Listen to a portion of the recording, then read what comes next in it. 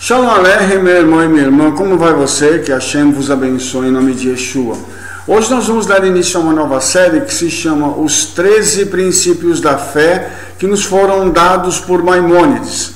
Antes de falar dos 13 princípios, eu gostaria de falar brevemente sobre quem foi Maimônides. Então, nós vamos iniciar agora o nosso bate-papo falando um pouquinho sobre a vida deste homem.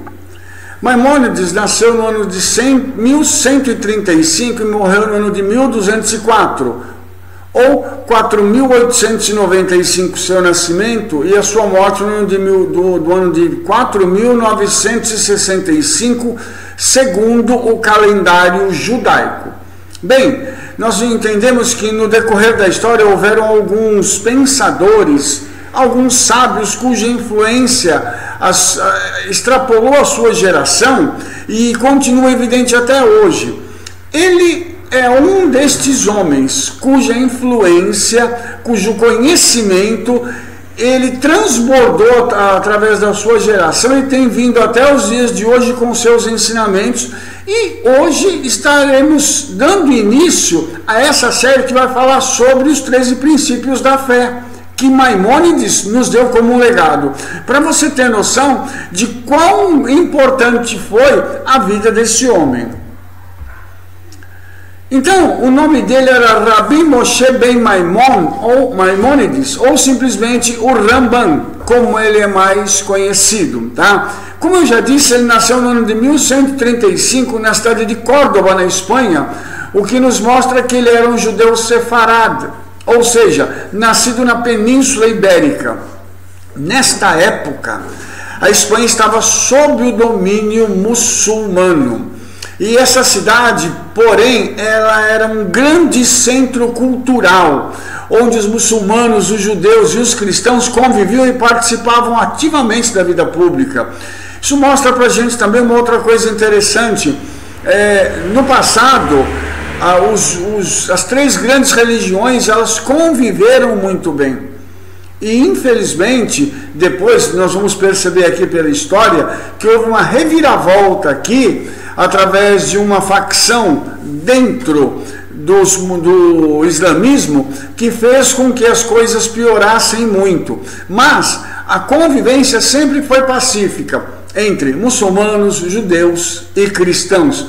E nós gostaríamos que isso pudesse continuar assim, para que nós tivéssemos condições de cada um viver a sua fé e cada um demonstrar ao mundo aquilo que crê de forma pacífica. Porém, em 1148, a cidade de Córdoba foi tomada pelos almohades, que pregavam a restauração da fé pura islâmica. Como eu disse, essa é uma facção do islamismo radical, que busca tomar a fé, fazer com que as pessoas crescem na sua fé, abraçassem a sua fé de forma violenta. Então, os judeus que não se converteram ao islamismo naquela época foram expulsos, simplesmente assim. Entre eles, Rabi Maimon, que era o pai de Maimônides e líder da comunidade judaica de Córdoba, levou sua família de cidade em cidade no sul da Espanha durante 10 anos, à medida que os almorávidas gradualmente varriam o país. Ou seja, o princípio do islamismo, desta restauração da fé islâmica, como eles chamavam, né?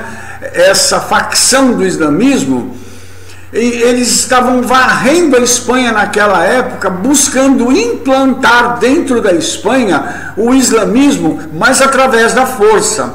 Então, nessa época, Maimônides escreveu 2 comentários sobre os 2 Talmudes, entendeu? De Jerusalém e da Babilônia, bem como os primeiros tratados que foram compostos durante aqueles anos de perseguição. Então, mesmo debaixo de grande perseguição, Maimônides conseguia produzir, conseguia escrever, conseguia ter lucidez, foco, para poder escrever acerca da palavra do Eterno.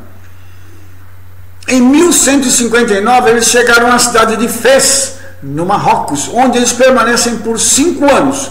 Lá, Maimônides estuda medicina e Torá durante esse período, onde ele compila a maior parte do seu trabalho para o comentário da Mishnah. Então, muitas vezes ele trabalhou sob condições difíceis e ele era com frequência forçado a trabalhar de memória, condensando e esclarecendo longas explicações talmúdicas da Mishnah sem ter o texto à sua frente. Então, nós notamos que esse homem ele tinha uma capacidade mental muito grande. Não que ele fosse uma sumidade e nós não sejamos, nós teremos também essa capacidade, mas para isso é necessário ter o foco para que nós possamos alcançar os objetivos traçados. Maimônides tinha objetivos e ele trabalhou, mesmo em condições difíceis, para alcançar esses alvos, alcançar esses objetivos e deixar um legado para gerações futuras. Em 1164, a família foi forçada a sair da cidade de Fez por causa da perseguição religiosa. Mais uma vez, o islamismo perseguindo os judeus que estavam na diáspora, mais uma vez fazendo com que eles tivessem que fugir. Depois eles passam pela Terra Santa, Rabi Maimon e a sua família chegam a Fostat, no Egito. E em 1166, que foi o ano do falecimento do pai de Maimônides, o Rabi Maimon. Então, durante os 5 anos que se seguiam, a família foi sustentada pelo irmão de Maimônides, David, permitindo que Maimônides começasse a trabalhar na sua obra Mishneh Torah. Em 1171, no entanto, Davi morreu no naufrágio e Maimônides passou a exercer a medicina como forma de sustentar a família. Então a gente percebe que além de trabalhar, de ter um trabalho religioso, Maimônides tinha um trabalho secular e ele era muito competente no trabalho secular dele. Ele era tão competente e ele teve tanto sucesso como médico que ele serviu como médico pessoal do vizir Al-Fadil e do sultão Saladin. Então isso mostra para a gente que por ser um judeu religioso, isso não impediu Maimônides de ter sucesso na sua carreira secular, tá?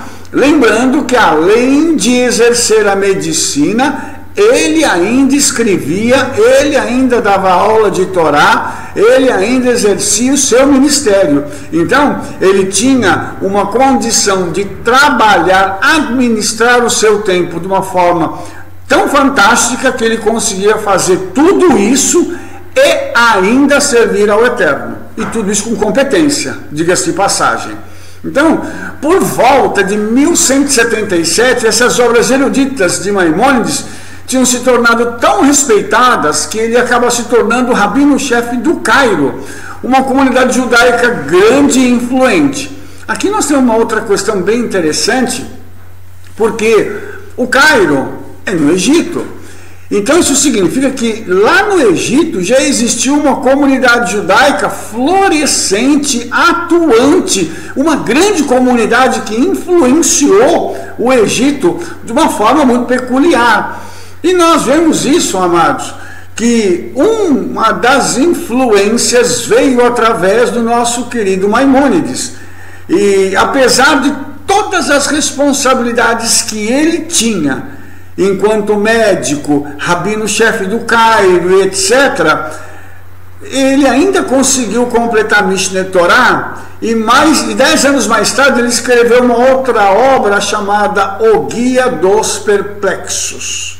Tá? Então, depois disso tudo, em 1204, Maimônides falece em Fostat e foi enterrado em Tiberíades, em Israel. O que esse homem deixou para a gente de legado? Foram muitas obras. O conhecimento que esse homem tinha era um conhecimento muito grande, mas ele também era um grande estudioso, era um homem que se esforçava, que buscava o conhecimento, que raciocinava em cima daquilo que os nossos sábios já tinham legado de conhecimento a ele, para que ele pudesse tomar esse conhecimento e multiplicá-lo, para que os judeus fossem abençoados com os seus escritos e onde eles pudessem chegar. E hoje nós temos acesso a esses escritos porque eles foram preservados, traduzidos para chegarem até nós. Então, nós queremos aqui mostrar um pouquinho da vida de Maimônides e mostrar que ele nos deixou um grande legado, para que através desse legado nós possamos nos orientar em nossa fé e na nossa conduta. Espero que você tenha gostado deste vídeo, que o Eterno possa abençoar sua vida através dele. Não perca os próximos capítulos da nossa série, tá? E se você gostou do vídeo, favorite ele aí, clica lá no sininho para você receber as nossas atualizações. Fale para todo mundo do trabalho que nós estamos fazendo e inscreva-se no nosso canal, tá? Vejo você no próximo vídeo. Que Hashem, o Santo Bendito seja ele, te